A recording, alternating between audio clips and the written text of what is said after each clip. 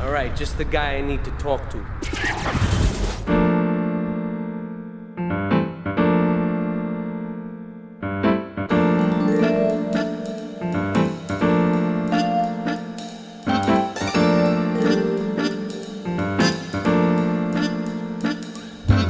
Liberty City, the worst place in America, flaunts its motto like a badge, representing years of organized crime and neighborhood-destroying turf wars.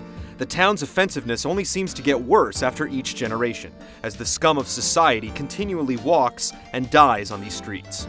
With the recent terrorist threat cutting the island off from the mainland, it might be time for anyone considering living there to think twice, maybe 3 times, before making a big mistake.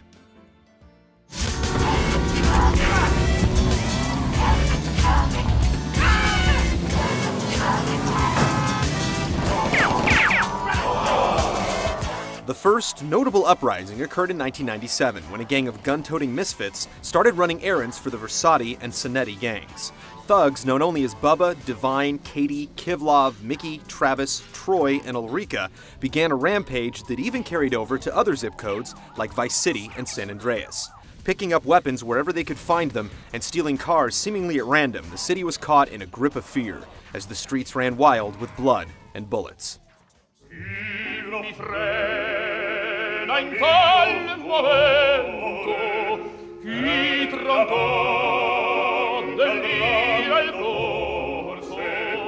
In 1998, the well-known Leone family associate Tony Cipriani came home after allegedly killing a made man.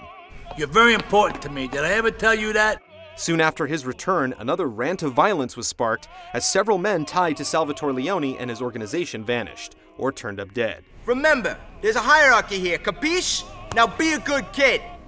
Vincenzo Cili, who worked directly underneath Leone, was found dead inside a cargo freighter, and Joseph Daniel O'Toole, otherwise known as JD, who owned Polly's Review Bar before it became the Sex Club 7, disappeared after it was rumored he was to be made into the Leone family.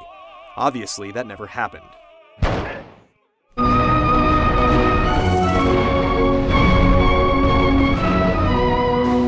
Salvatore's ambition to become the top don of Liberty City put him in direct competition with the Sicilian Mafia, along with the Forelli and Sindaco families.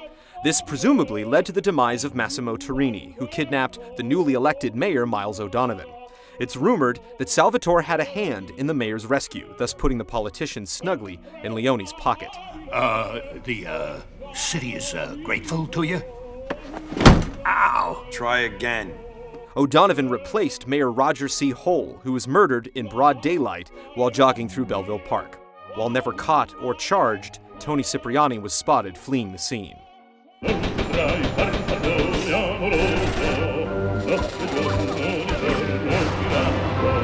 Cipriani was also implicated in the murder of Liberty Tree reporter Ned Berner, Vice City tycoon Avery Carrington, and Yakuza crime boss Kazuki Kaisen. This is the big tough gangster? Kazuki's wife Toshiko may have instigated the string of attacks on her husband's organization, but her suicide hours after his death made it impossible to verify. The meteoric rise of media mogul Donald Love is also believed to have occurred thanks to the blood-soaked hands of Mr. Cipriani. I can't believe the sacrifices I've made for this town. As well as the corrupt beginnings of LCPD detectives Leon McCaffrey and Ray Machowski.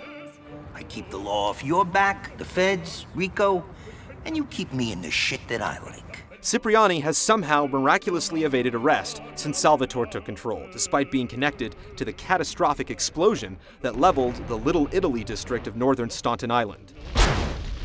And the in-family fighting between Salvatore and his uncle ceased.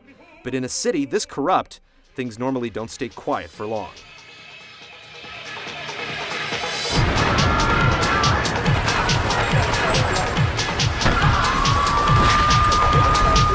In 2001, a bank robbery backstabbing led to the incarceration of a gangster named Claude Speed. His lover, Catalina, double-crossed him during the escape and then aligned herself with the Colombian cartel. Salvatore's becoming dangerous and paranoid. He expects everybody and everything. And with loyalty like yours, what has he possibly got to worry about? The couple originally met in 1992 while living in San Andreas, the same city Catalina's cousin Cesar Valpondo calls home.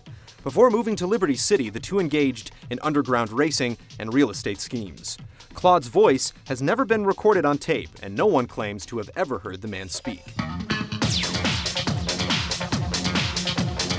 Claude became incredibly lucky when his police transport was hijacked while crossing the Callahan Bridge. Colombian attackers bombed the bridge in an attempt to kidnap a mysterious Asian gentleman.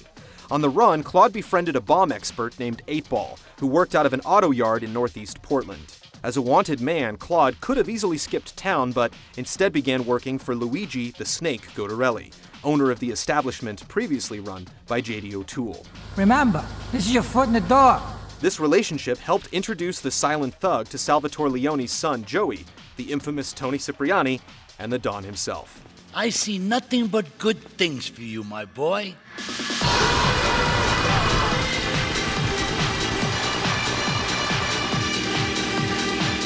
To stay armed for a string of as yet unconfirmed violent crimes, Claude sought the services of one-armed Vietnam vet Phil Cassidy, who owns the fully cocked gun shop and has been linked to criminal activity as far as Vice City. Claude used these armaments to provoke a wave of anarchy between several warring gangs, including the Jamaican Yardies, run by King Courtney, the Red Jacks, run by D-Ice, and the Diablos, who work for San Andreas native El Burro. I started my exotic entertainment business with nothing but the sizable contents of my leather pants. Claude's association with the Leone family stopped abruptly when Salvatore was shot down while exiting Luigi's Sex Club 7 by an unknown assailant. Salvatore's wife Maria Latore was the prime suspect in her husband's death, but she was seen with Yakuza mistress Asuka Kaisen when the incident occurred and was never formally charged. You're an efficient killer. I like that in a man.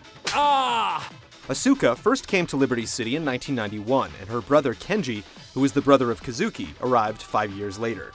My sister speaks highly of you, though I'm yet to be convinced that a guy Jin can offer anything but disappointment. Kenji used to run a casino in Torrington, but was murdered by Colombians in an unprovoked car park shootout. To this day, the Colombians swear they were not involved. A Colombian cartel figure known only as Miguel was found dead along with Asuka Kaisen after eyewitness reports indicated the Yakuza leader had kidnapped and tortured him. Claude Speed's former partner Catalina was implicated in this gruesome scene, but before she could be questioned, she died in a helicopter crash near Liberty Dam. The body of Salvatore's widower, Maria, was also discovered near the dam, the victim of a gunshot wound to the head. Now stop a minute. Let's take it. All of the evidence against Claude Speed is circumstantial due to Detective Leon McCaffrey dying in a car explosion the same year.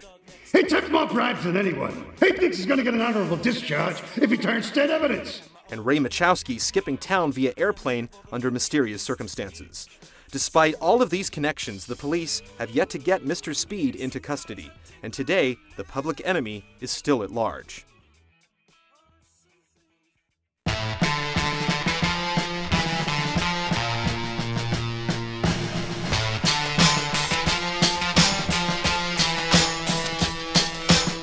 In fact, all of the people being shown here have at one time or another been closely tied to some of the most brutal crimes ever committed in this city, and their whereabouts are at the time of this broadcast completely unknown.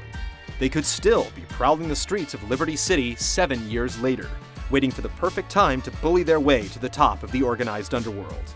Those that live in Liberty City should avoid these perpetrators at all costs, and those who don't should steer clear of this lost metropolis.